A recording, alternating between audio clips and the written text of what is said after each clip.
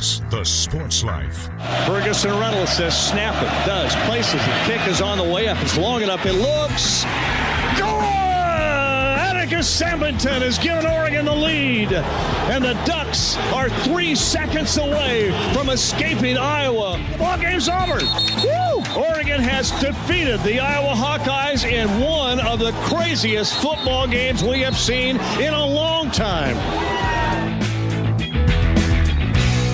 And welcome into the Sports Life. Will Tiemann here along with Dalton Shetler. Crazy games? Go to Iowa City. You always have a couple of those, right? That's right.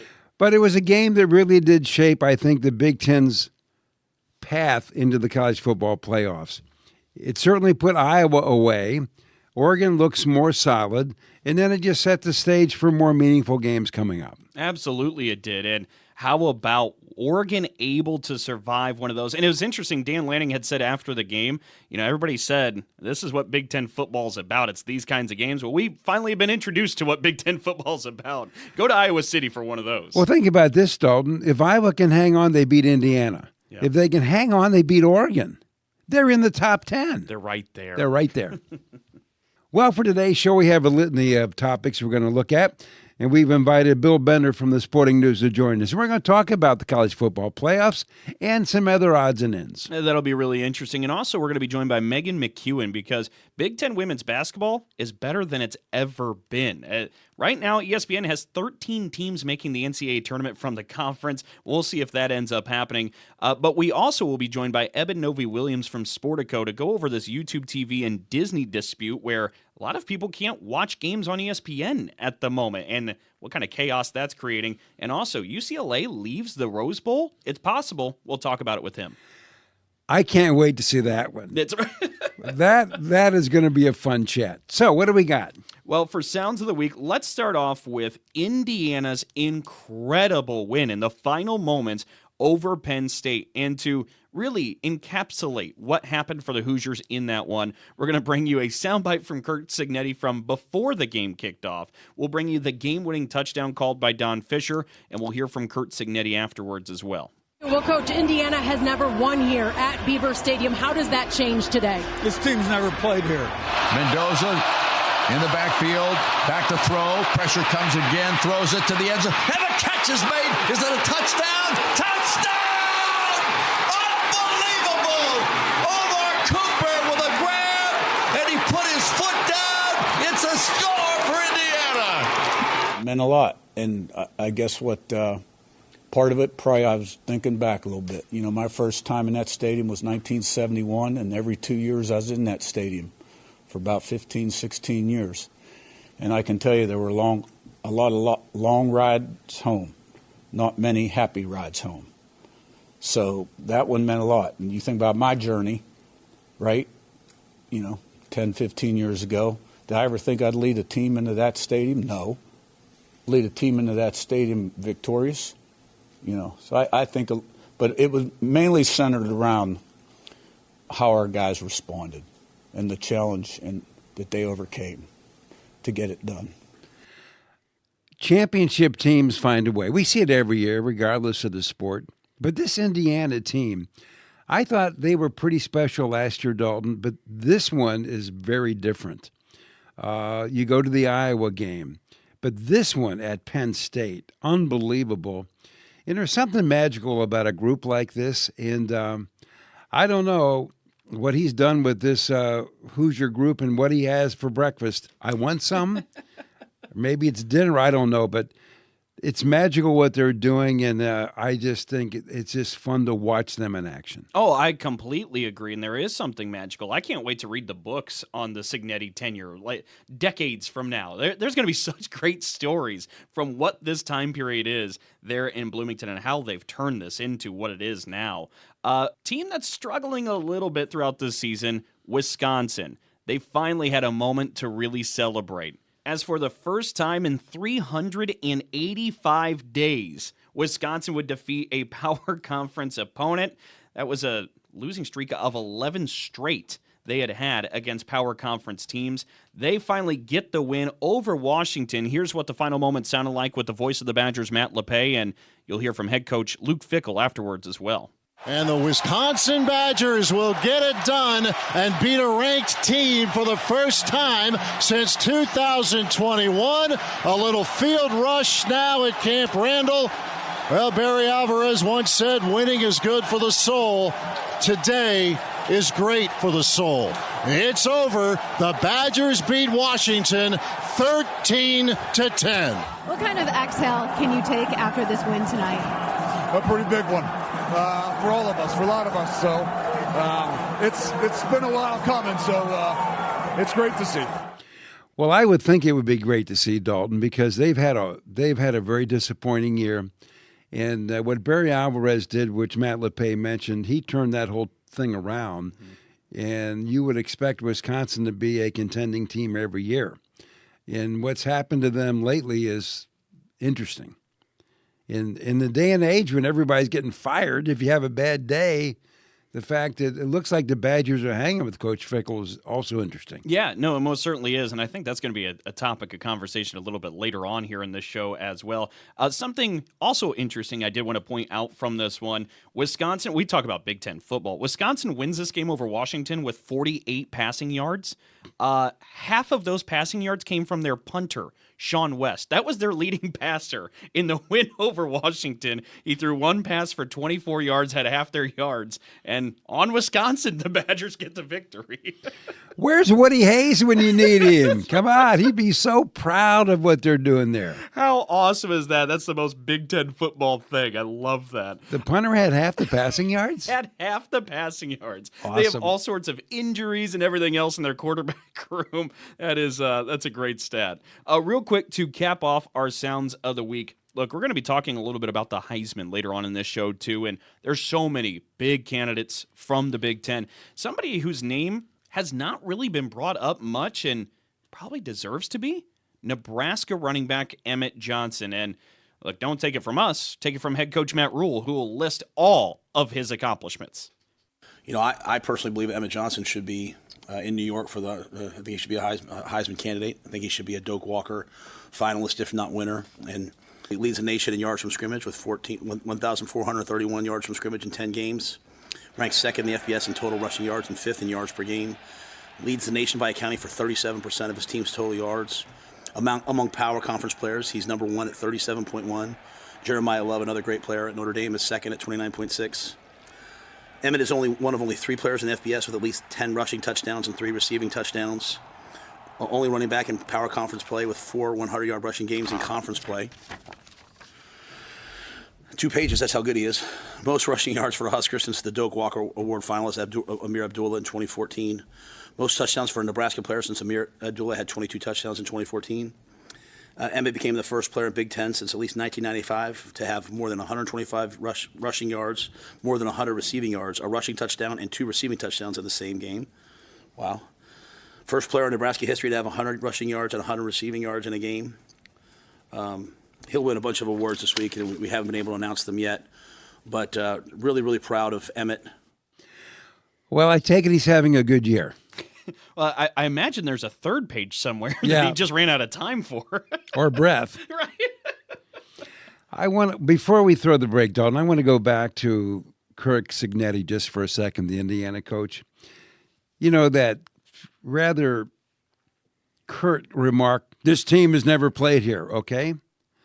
But then think about, out of the same individual, game over, an amazing win for Indiana, the humility to talk about his journey, how many times he failed in that stadium.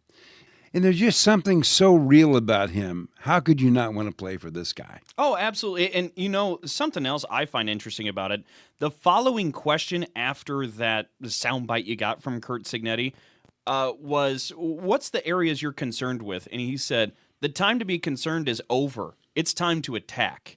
He has a real perspective for what each moment brings. When it's game time, we're not worried about anything else. We're coming in with fire under our guts. We're coming in and playing our hearts out. We're giving it all, and we have all the confidence in the world. Then there's time for reflection and appropriate responses later on.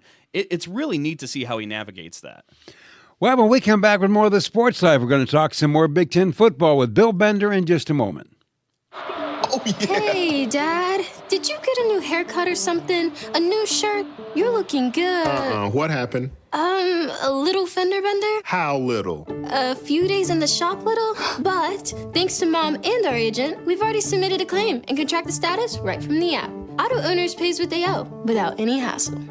Sounds like simple human sense. I'm fine, by the way. Oh, yeah, I was gonna ask. Ask your independent agent if auto owners make sense for you. Every kid deserves a chance to feel safe, to have their own bed, to be loved and cared for. That's why I love my foster parents. They make me feel like part of the family.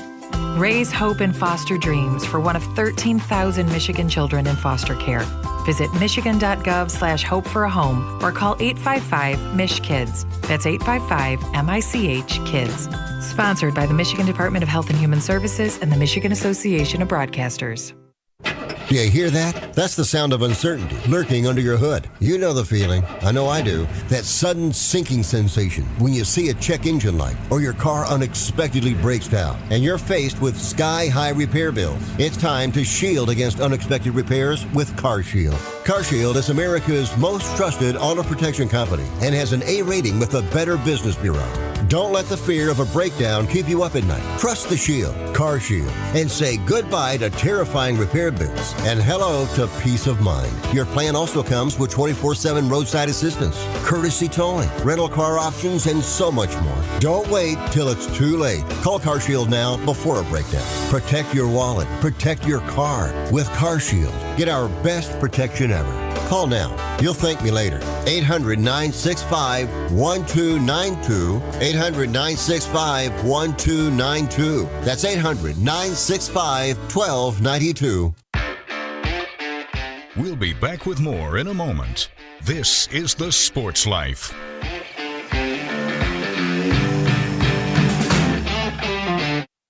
Roxanne Watson is on a mission. Hello, how are you doing today? She wants more people to register as organ, eye, and tissue donors. Are you an organ donor? Yes, I am. Yay. My goal is to sign up the most people in the United States.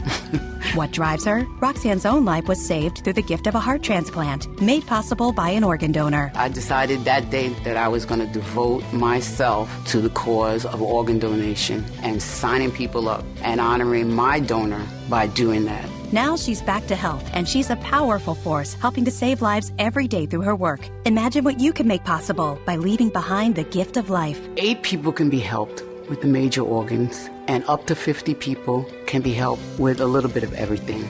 And when you think about it that way, that you could help that many people, it's amazing. It really is.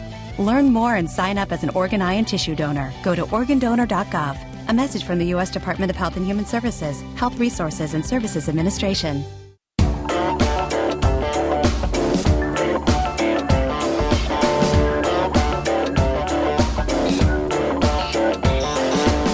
And welcome back for more of The Sports Life. Will Teeman here along with Dalton Shetler. And don't forget, auto owners insurance, simple human sense. Ask your independent agent if auto owners make sense for you.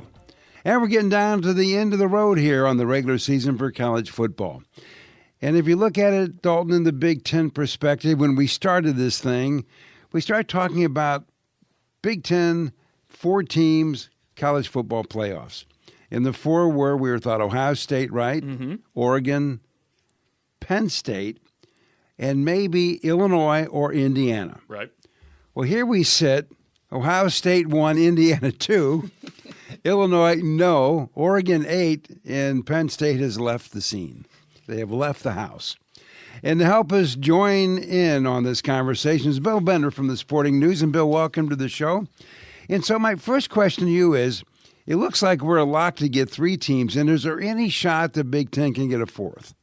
USC beating Oregon and winning out, and then Oregon and USC both have 2 losses, or Michigan winning out and beating Ohio State, getting to 10-2, and even then the Wolverines would be, I think, on the fringe because Oklahoma beat them head-to-head. So those are the 2 best bets for that to happen. Otherwise, we're probably going to end up with Ohio State, Oregon, Indiana. And, you know, when you were reading those teams off, I don't think any of us thought that Penn State would be at this point in the season without a Big Ten victory. Well, Bill, let me ask you this. It's also getting time to talk Heisman. Could this be a year the Big Ten claims a Heisman Trophy?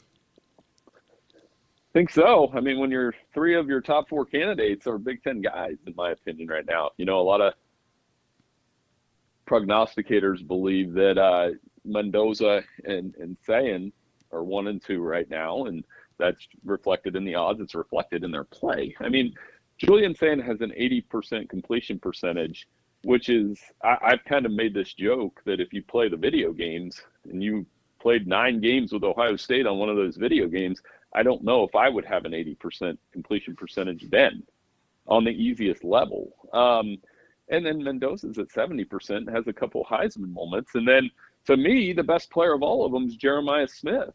So I think there's a very good chance the Big Ten will have a Heisman Trophy winner this season. I mean, Ty Simpson, Diego Pavia, Haynes King, I suppose could all get in the mix, but it's shaping up toward Indiana, Ohio State, which in my opinion would be the best Big Ten championship game since, and I know you guys were probably there, right, when Michigan State played Iowa. That was the best one I ever covered.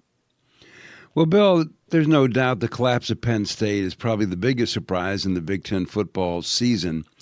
But as you look around the rest of the conference, has there been any other surprises? Like, were you surprised Indiana really has done as well as they've done? In some ways. I've kind of been an Indiana doubter over the last 2 years, like a lot of people. But they've impressed me with the defense, and they've impressed me with their toughness. They obviously take a cue from Kurt, who draws a lot of headlines for what he says in press conferences and those kind of things. But, you know, the way that they came back against Penn State last week, Penn State dominated that game the entire second half. Indiana couldn't stop the run, couldn't run the football. The pass rush was landing.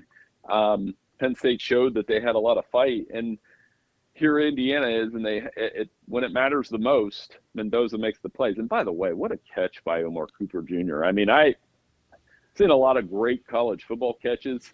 That one's up there because of the body control. So they have impressed me. I mean, as far as other surprises in the league, other than Penn State, I mean, that takes the cake, obviously. I mean, Illinois we had in the top 10, and they've had a couple chances to prove it, and they just really didn't do that. That's probably a little bit surprising to me, considering how many players they had coming back. Well, Bill, I mean, you bring up that catch. I picked up my jaw off the floor after that one. That was simply unbelievable. But talking about some of the maybe surprises, look, I don't think there were preseason expectations of this team or program being at the top or competing for a title. But Wisconsin, the way that it just has not been able to find traction under Fickell has been really surprising. They got a win, though, this past weekend, and it was a neat moment in Madison to see the players celebrate and the students come on the field and jump around with them in post-game celebration. But we're seeing Wisconsin say we're running it back with Luke Fickell again, and that seems to be the zag to the zig in college football's market with the coaching carousel, where everybody's firing their coaches with these massive buyouts. Why is Wisconsin going with Fickell again, and what's the path forward here? I don't hate it. You know, like I'll did you say they zig, right? So I'll zig with them. I think because they're going to give him, they said they're going to, you know, more NIL money, more transfer portal money, give him the resources to succeed there, because I do think Luke Fickell's a good football coach. When we talked in the summer, I think all of us agreed that, man, look at that October schedule. How are they going to win a game? That was said out loud. And then I just think the stunning part was they really couldn't score for a month. And for them to get that win against Washington was huge. They've got a chance to make it. I don't think they'll beat Indiana, but we'll see how much more emotion they can play with in that game. Even when they played Michigan and Ohio State and Oregon, they didn't give up a ton of points if you really look at those scores. So I think giving Luke Fickell another chance makes sense. And some of that, Dalton, might be there are 9 Power 4 openings right now.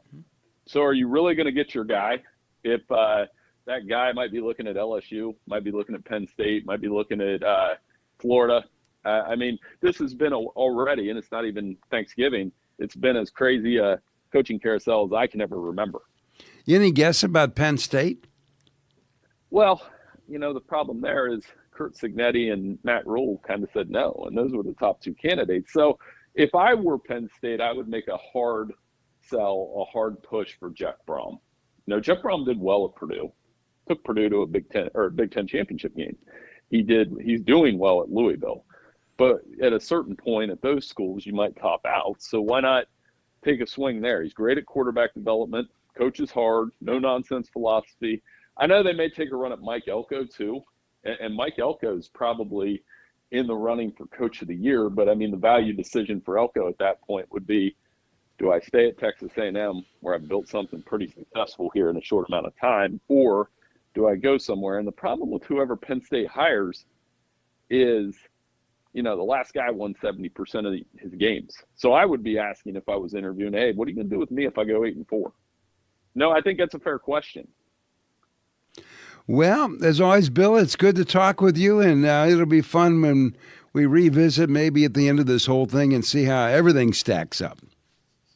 Hey, it's always a pleasure to visit with you guys. Thanks for having me on. I'll talk to you soon. As always, fun to talk with Bill Bender from the Sporting News.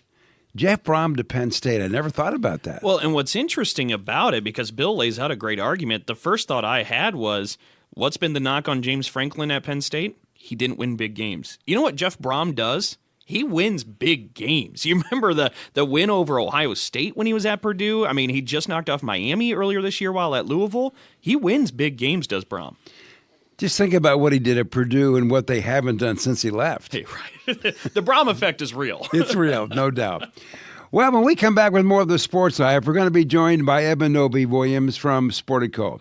And we're going to talk about this possible UCLA football move and a dispute with YouTube. It's all coming up in just a moment. So, got one for you, boss. Oh, yeah? What's black, white, and dented all over? I give up. The company truck. I know, but thanks to our agent, we've already submitted an insurance claim and can track the status right from the app. Auto owners pays what they owe without any hassle. Lucky for you, that's simple human sense. Ask your independent agent if auto owners make sense for you. Here's a real-life story that affects 50% of all of us out there. It's called divorce. If you've gotten divorced and now you're struggling to pay your bills and your credit card debts are completely out of control, you need to call this special debt relief hotline right now. We help people with all kinds of money problems caused by different life challenges, a divorce, a job loss, even heavy medical bills. All these life events can sometimes financially stress you out and cause you to get out of control.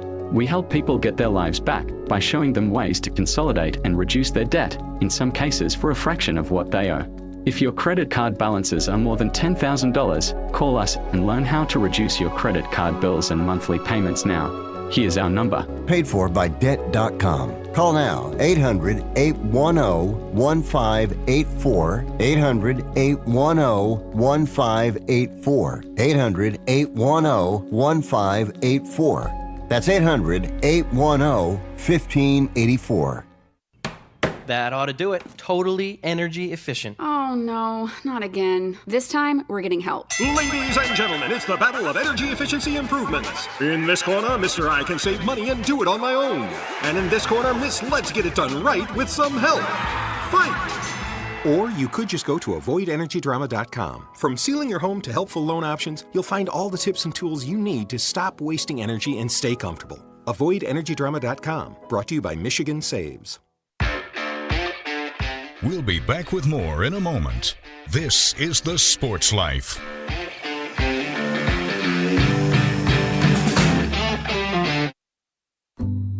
Unlike other health concerns, mental illness is not always easy to see. Depression won't show up on an eye chart, and you can't measure it on your bathroom scale. Sorting out a mental health concern is not something to attempt on your own. You won't find a bipolar disorder by looking at a thermometer. Like many other health conditions, help for mental illness takes professional diagnosis and treatment. Anxiety won't just go away under a stick-on bandage. So the sooner you seek treatment, the better. If you or a loved one has a mental health concern, don't go it alone. Find out what to do. For 24-hour free and confidential information and treatment referral, call 1-800-662-HELP. Learn more at samhsa.gov/support. That's samhsa.gov/support.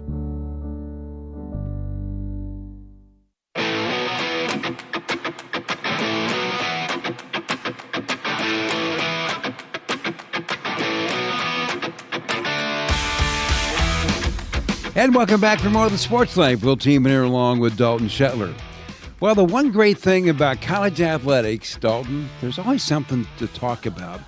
Now, we're going to have a topic here that I never thought we'd discuss. YouTube and Disney in the same conversation on a sports show about Big Ten sports. So, Eben Novy-Williams from Sportico is joining us. And Eben, thank you so much for being part of our show here today. Can we talk about this YouTube Disney thing? We can, and it's good timing. We just hit this week. This is the longest carriage dispute in modern Disney/ESPN history. So these are the types of fights, as you guys know, that have happened for a very long time between cable providers and digital cable providers and networks in the past. But we're getting into uncharted territory here for ESPN.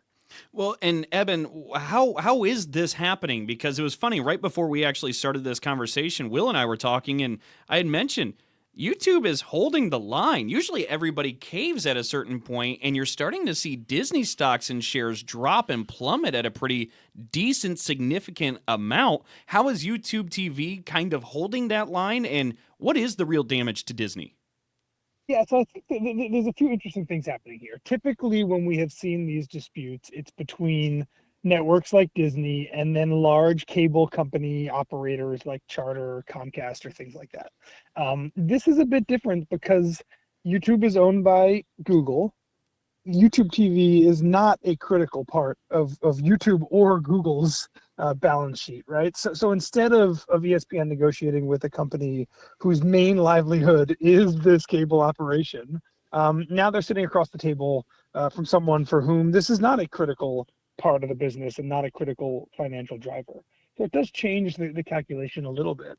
And YouTube TV, it's a relatively new service. It's popular. It's in, I don't know the exact number, 10 million households or something. But so it's not the scale that a lot of those cable providers are. And because it's not at the scale of those cable providers, they are getting worse terms with ESPN than some of those other companies. So YouTube definitely looks at that and says, we want better terms. We have 8-10 million subscribers. We want to be able to operate and do things like Charter and Comcast do. And again, because that the financial imperative for YouTube TV isn't the same as it's been in these fights in the past, yeah, we're looking at a kind of a different type of carriage dispute than what we've seen before.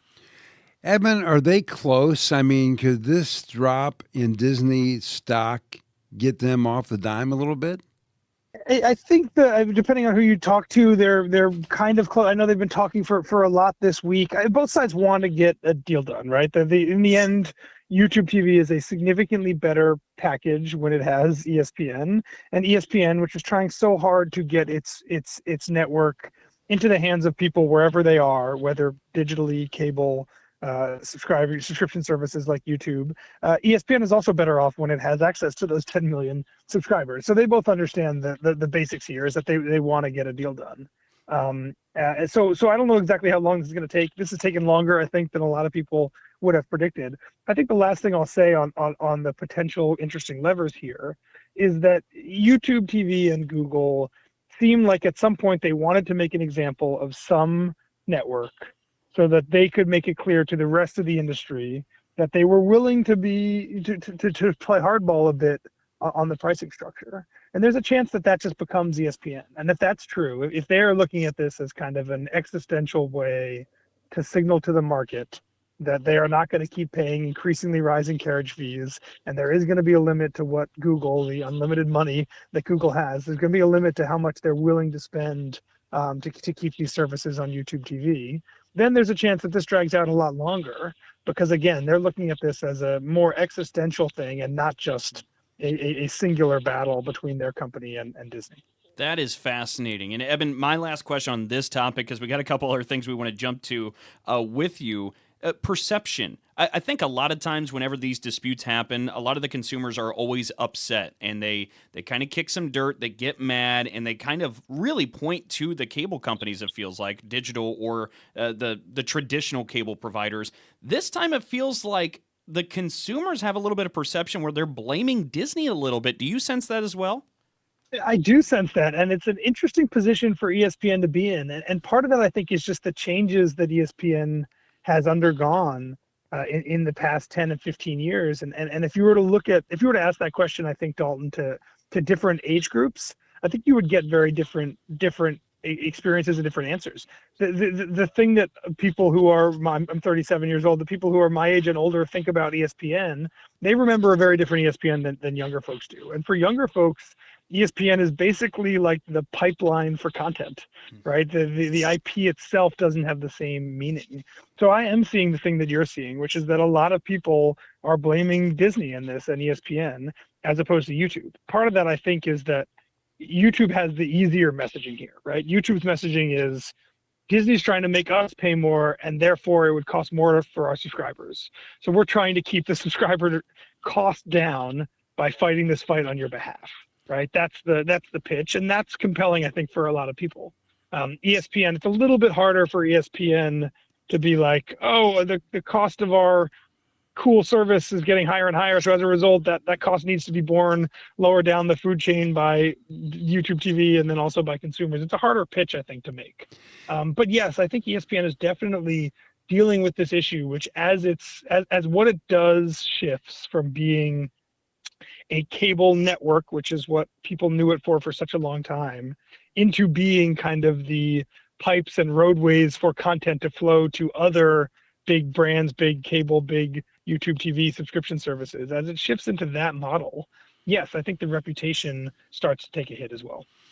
Okay, we're going to shift gears on you, Eben. Let's talk a little bit about UCLA and leaving the Rose Bowl. Oh, man. a lot going on there. And a big deal, obviously, for Los Angeles sports, for Big Ten sports, for LA sports. The Rose Bowl and UCLA, I think, historically have been kind of one of the, if you were to ask college football fans, the team and stadium, the most kind of iconic duo, it's definitely right up there. And there's been a lot of renovation done to the Rose Bowl. It's an old stadium, of course. A lot of renovation done to the Rose Bowl to keep it semi-current, not fully current, because I'm sure you guys have been to games there. It's a different experience than it is in some of these brand newer, fancier stadiums. But UCLA, there's economics, there's travel considerations for a number of reasons. UCLA is looking to play elsewhere, more specifically SoFi Stadium, which is basically the polar opposite of the Rose Bowl in many different ways.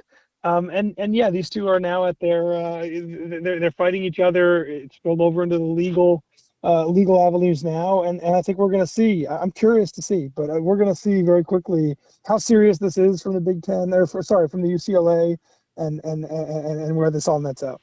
Well, Evan, I think the thing that Dalton and I kept talking about was how do you get out of a contract, at least you have with Pasadena, the city of, that has a long time to go.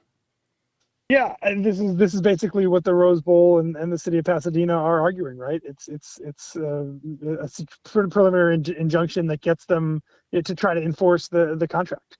And yeah, it's a tough one. The UCLA is essentially saying that they're committed to trying to reevaluate this, and no decisions have been made. But you can understand from a UCLA perspective the prospect of the economics of playing in SoFi Stadium, where there are significantly more suites. The pricing structure and the hospitality look very, very different than it does at the Rose Bowl. Why that might be something that does intrigue them.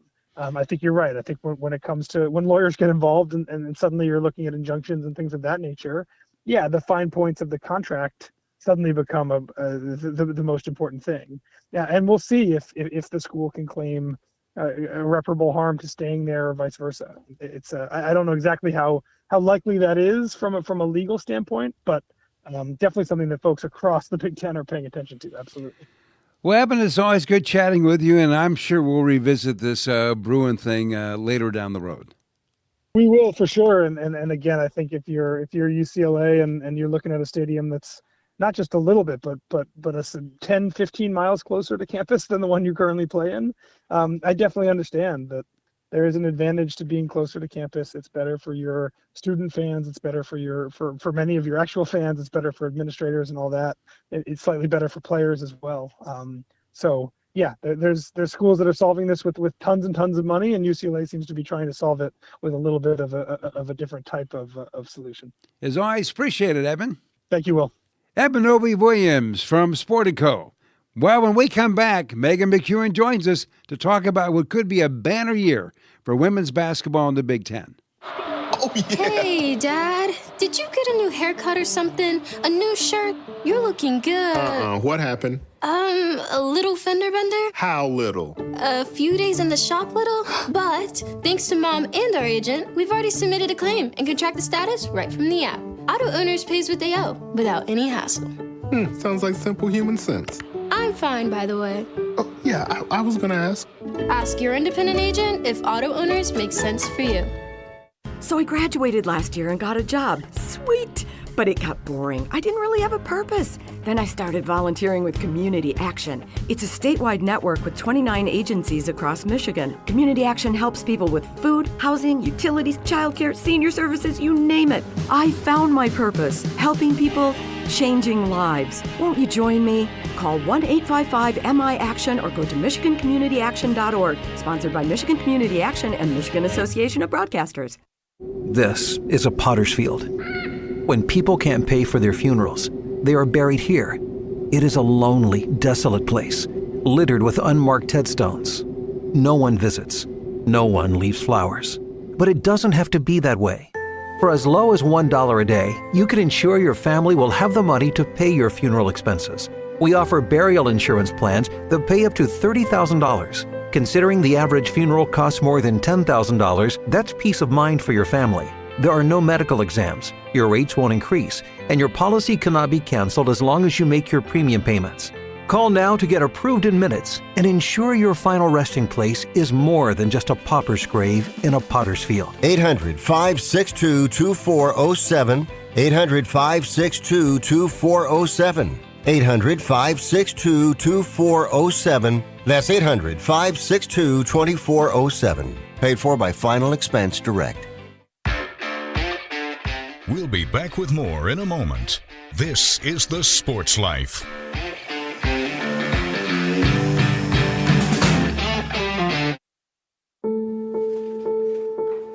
We all make choices.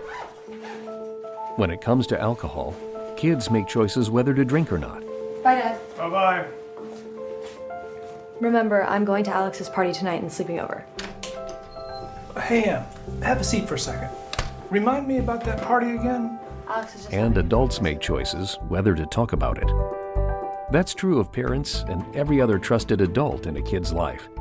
Kids want to know our expectations when it comes to alcohol and other drugs. They want guidance and honest answers to their questions.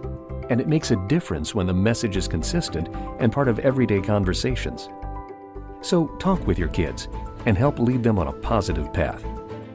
Because when you talk, they hear you. For more information about talking with your kids about underage use of alcohol and other drugs, visit underagedrinking.samhsa.gov.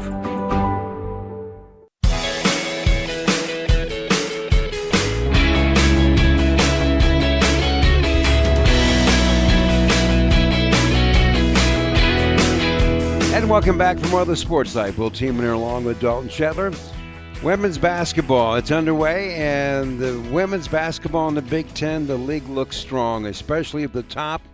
Coaches and media both agree, even though the order is a little different, that UCLA and Maryland are at the top. Michigan, Southern Cal, and Ohio State rounded out.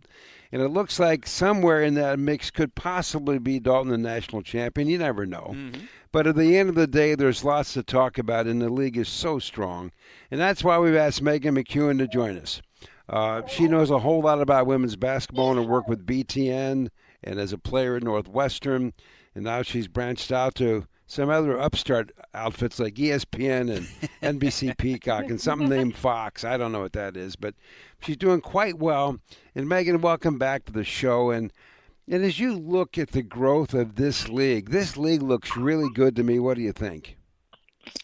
You know what? That is an excellent observation. It's why we pay you the big bucks, and I completely agree with you. It does look absolutely excellent. So excited to be back with you two. I know that whenever I get a text from Dalton asking to come on, that we are definitely in the prime of something, and so excited that the season is officially underway this week. But yes, like to your point, it is insane to think about how good the Big Ten is. And it makes me giggle because I think back over the last, let's say, decade to when, Nebraska came into the Big Ten, and then Maryland and Rutgers came into the Big Ten, and now you add in the 4 West Coast teams. Those were all, like, at the time of them coming into the league, women's basketball powerhouses. And so it's like with each edition of schools in the Big Ten, the league just gets better and better. And so obviously you have UCLA coming in, who was in the Final Four a season ago, and they may have gotten even better, which is scary to think. But, Lauren Betts is back for them, who was the Naismith Defensive Player of the Year and the preseason Big Ten Player of the Year. Kiki Rice, they got Gianna Neepkins back from the portal from Utah, who averaged more than 19 a game, was just a huge scoring piece that you bring to the floor. So UCLA is not going anywhere from a national contending perspective. And then Brenda Freese with Maryland just somehow works magic in recruiting and in the portal once again. Getting Yarden Garzone from Indiana, who's a name that every Big Ten fan knows. And then getting Aluchi Akanawa from Duke, who was one of the best players on a team that made a deep run in the NCAA tournament last season. So they're going to be good. And you add in Kayleen Smichael, Saylor Paffenberger. It's just insane to think about the depth with those two teams. And then you have everybody else. Like, keep in mind, this is a league that got 12 teams in to the tournament last year. And you didn't necessarily have to have a winning record, I don't think, in conference play in order to get in. It just goes to show you night in and night out how tough this league continues to be. Well, and Megan, right now, your coworker at ESPN, Charlie Cream, says 13 Big Ten teams might make it into the NCAA tournament. That's what he has at this moment. I mean, you're right. This league is just ridiculous. And it's funny, you talk about UCLA and Maryland kind of 1 and 2 at the top. I kind of feel that as well. I think you're doing a lot of hair splitting between 3 and 6, and certainly between 7 and 13 too. What do you see kind of in those two packs for the Big Ten this year? That's a great way of putting it, hair splitting. I like that. I look at like a Michigan, right? And that was a team last year. I was like, there's no way this squad's going to be able to be competitive after losing so many people. They only returned 4 people from the roster 2 years ago. And yet, they got 2 McDonald's All-Americans in Silas Swords and Olivia Olson, and they were fantastic. And it looks like they show no signs of slowing down necessarily. So I'm excited to kind of see how they continue to grow. Ohio State's intriguing just because they're always going to be in the conversation with the style of play. It's unique for the Big Ten in terms of the full court press and how fast they play. They lose Cody McMahon, but Jelani Cambridge, one of the reigning Big Ten freshmen of the year, is back, and she's better than ever. I look at a team like USC is really interesting, and that's maybe first getting into the 6 through 13 group there. I don't know how they're going to finish. Jazzy Davidson is one of the best freshmen in the country to come in, highly rated out of high school. So, how does she kind of fit in quickly to college? We've seen a trend, as you hear my little baby in the background.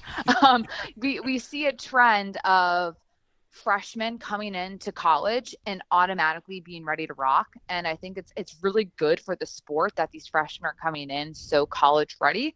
It's a huge benefit to coaches, especially in this era of the transfer portal. So I'm curious how USC, without Juju Watkins for the year, is able to kind of rebound when they do still have so much individual talent. London Jones transferred over to USC from UCLA. So they still have pieces that have, had impactful, really important roles on Final Four teams. And then when you look at the Iowas of the world, I'm curious. I have a lot of questions myself. It all comes down to the bottom line. Everybody is dealing with this in college basketball. Everybody is dealing with new rosters. They're dealing with the transfer portal. They're dealing with eligibility and NIL. the teams that can come together and build chemistry the fastest are the teams that are going to have success. Well, Dalton and I talked to Megan about this before we got you on the line here, that for the first time in several years, the Big Ten will not have what we would call a generational player on the court. We had Caitlin Clark at Iowa, and you've already mentioned the Juju Watkins at Southern Cal, who also fits into that category, won't play this year because of injury. Is there any person like that out there that we should be looking at? I do feel like Lauren Betts is in that conversation, and maybe not as like glamorous and sexy because she's a post player. And I think we like love offense and we love deep threes and we love guard play. And I think in general, guards tend to get more attention in terms of like the generational talents of the world. But Lauren Betts is 6'7", and she is an incredible scorer. Like from an X's and O's perspective, the fundamentals of her footwork are elite. Her playmaking is insane. Like her ability to pass out of doubles, her ability to get her teammates open, and her defense too. Like she does a little bit of everything. She's so difficult to scout for because you're not going to play against many people at 6'7" who do have the skill set that she brings to the table. So I do feel like she's somebody you have to consider in that conversation, perhaps not of like the same star power as like a Caitlin Clark or a Juju, but I think that's more so the position than anything. Well, I do want to ask you as well. I mean, we talk about the superstar talent and everything with Big Ten women's basketball. One of the household names in the league is your father, Joe McKeown at Northwestern. This is his final ride as head coach there at Northwestern. He's been there for a long time, winning as coach at Northwestern, winning as coach at the stop prior to. I mean, the resume is so full. But can you explain what it's like to watch your dad go through a final experience coaching this Northwestern team? Yeah, it's funny. I am not like an emotional, I wouldn't say emotional person, but I'm not a crier. And then all of a sudden, like I've had a baby and I like cry at everything and I get like choked up at everything. And like talking about my dad going through his last season, I was kind of like shocked at media day how much I cried about it because like it is emotional and it's all that I've known my dad to be, like from my daughter perspective here, right? Like it's all I've known. Like he's been a coach my entire life. And, the last couple of years obviously have not gone well. And like, that's not what we're used to. Cause I think people don't realize like we have won so much, like my dad has, and he's one of the all-time winningest coaches in the game. Like right now, ESPN had a graphic about it during the Tennessee NC State game. He's one of the 4 active winningest coaches right now in the game. So the impact that he's had on not just like, basketball in terms of wins and getting Northwestern its first Big Ten title in 30 years at a school where it's really difficult to compete in athletics in the same, conference as the Ohio States, the Michigan States of the world when you have the academic piece. And, to go to multiple NCAA tournaments, to have multiple WNBA draft picks, like what he's done there is incredible. I'm just more proud of like the impact he's had on the people and the person he is. He's just like, he's the best guy in the world. And, so many life lessons he's taught me through basketball, but also just simple things like he knows the name of every single janitor at the gym. And like little things like that, where he just sees people for who they are and he's a human. And that to me is what I'm more proud of than anything. But I also really need a babysitter and a nanny. So I'm hoping in retirement, him and my mom would just like move to where I am and help me, and I can see my parents more, which is just a win-win for me. So selfishly, I'm like, okay, let's have a great last season. Then like I need y'all on my payroll because we need some help over here. Well, priorities, right? And perspective. Right, exactly. Well, as we wrap this up, Megan, I know this is I want you to go in your crystal ball real quick. Handicap, who do you think is going to win the regular season, and handicap the odds of the Big Ten getting a national title? Oh my gosh, it's so hard. I do feel like UCLA is the team to beat, and they are going to win the regular season on paper right now. In terms of can they win a national championship, I look nationally, like UConn is so good this year. And you look at like South Carolina and the pieces they've added, Texas, like some of those teams in the SEC are just like so good as well. So can they win a national championship? If they can get consistent scoring guard play, I feel like they definitely have a chance. But as you all know better than anybody, when it comes to the longevity of a season, you just have to stay healthy. Got to stay healthy. Well, Megan, good luck with the little one. I hope your dad has a great final season and can get close to you next year. And it'll be fun to check back in with you as the season gets going. Always good to talk to you guys. Thanks for having me on. Some of the thoughts of Meghan McKeown talking about the upcoming basketball season on the women's side in the Big Ten. Well, when we come back with more of the Sports Life, our parting shots in just a moment. So, got one for you, boss. Oh, yeah? What's black, white, and dented all over? I give up.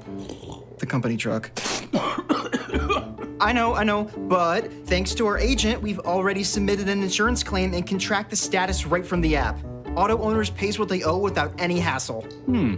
Lucky for you, that's simple human sense.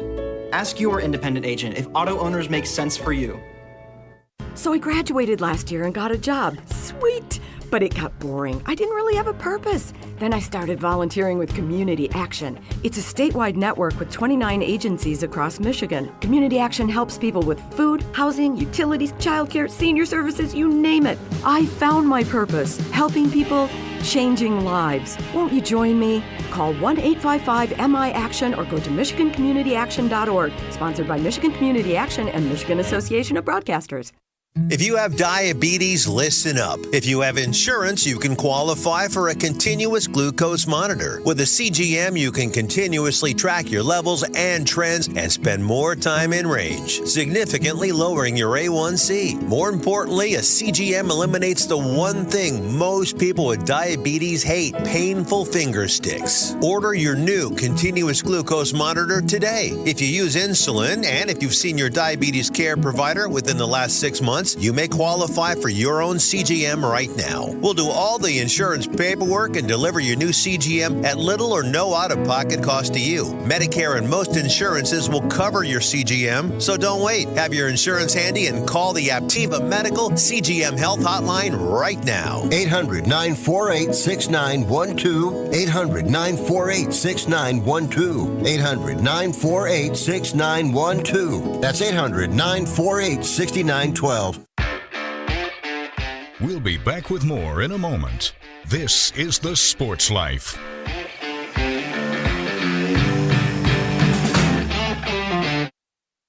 Anybody ready for a burger?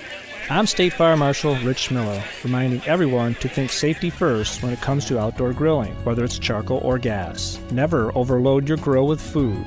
Excess fat and grease will create large flames. Grill outdoors and never inside or in a garage. Never leave a grill unattended and always keep a fire extinguisher nearby. For more tips on safe grilling, visit the Bureau of Fire Services website at michigan.gov/BFS. Medicaid and CHIP offer free or low-cost health coverage for children and teens. Hospital and doctor visits, prescriptions, shots, and more are covered. That's peace of mind for parents if a child is sick or gets injured. And parents may now be eligible for Medicaid too, even if they've applied in the past. Enrollment is always open. Visit insurekidsnow.gov or call 1-877-KIDS-NOW. Paid for by the U.S. Department of Health and Human Services.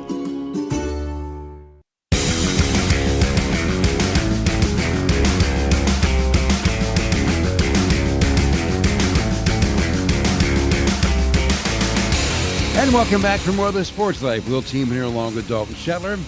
Well, as always, the show touches a lot of topics. Women's basketball, we talked about football, we talked about YouTube.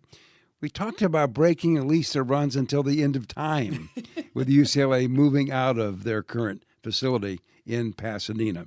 So with that, we've now advanced to the parting shots. So Dalton, what do you have? And by the way, if you missed any of that, make sure you give us a follow. At Sports Life Now is our name on Twitter or X. That's again at Sports Life Now. We'll have everything posted. But for my parting shot, look, we're doing a lot, right? Football, basketball, a lot of different things happening in crossover season. But I'm going to take us to the pitch because Big Ten women's soccer had their tournament, and the champion ended up being the Washington Huskies, who also won the regular season. By the way, I know what that means because I watched Ted Lasso. There you go. That's I perfect. know what the pitch is. That's how inclined we are to soccer for the most part here on this show. But there's a really strong human story coming out of this one because for Washington, This went to PKs. It was 1-1. They were tied with Michigan State. They win it in penalty kicks at the end, 2-1. And just 3 days prior, they had lost their goalkeeper in a battle to cancer, Mia Hammond.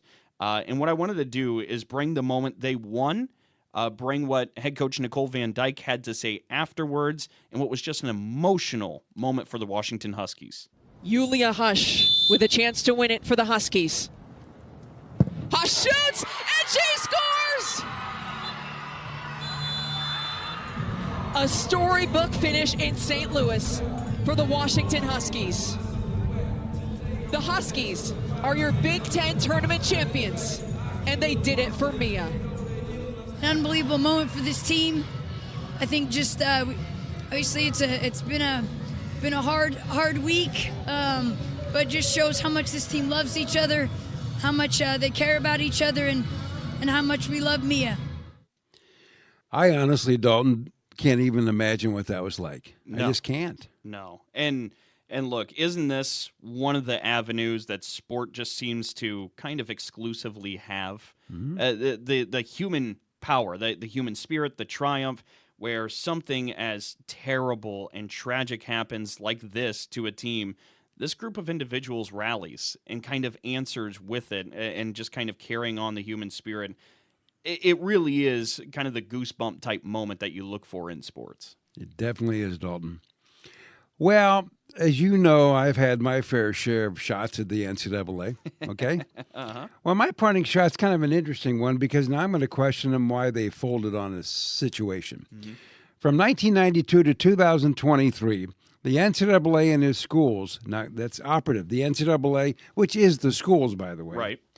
Well, they put a cap on the number of paid coaches in Division I sports, right?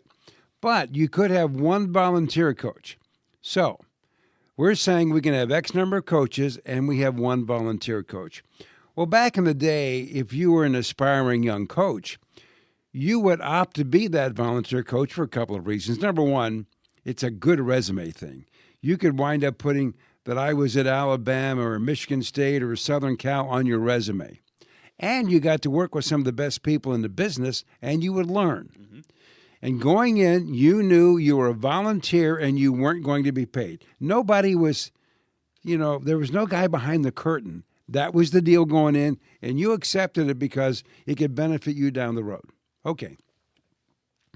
The NCAA has agreed to pay $303 million with an M. At least it's not a B. Right. To settle a class action antitrust lawsuit representing 7,700 volunteer college coaches. Well, they're paying these guys money, and they did the math. It's about $39,000 plus per guy. The NCAA has settled on this, and what did they do wrong here? I'm going to voluntarily do this for my own selfish gains, and I'm okay with it. And now you sue, and they pay when you've already said you'll be a volunteer? I don't get it. I just wish I would have volunteered. That's right. I could use $39,000 to help Christmas out. Well, I'm sure if you want, Will, there's probably some angle you can sue the NCAA. Everybody's finding one. And I know. If you want, now's the good time to do it. And they're going to settle. That's right. It's all good. Well, with that, that's a wrap for our show this week. And as always, we appreciate everybody joining us. And we should also note that you can find us wherever you find your podcasts, like SoundCloud, Spotify, and Apple. And make sure to check us out and hit subscribe. As always, thanks to the Big Ten Network. The Sports Life is produced by Dalton Shetler. And our executive producer is Wendy Hart. So on behalf of Dalton Shetler, I'm Will Tiemann, and thanks for your time.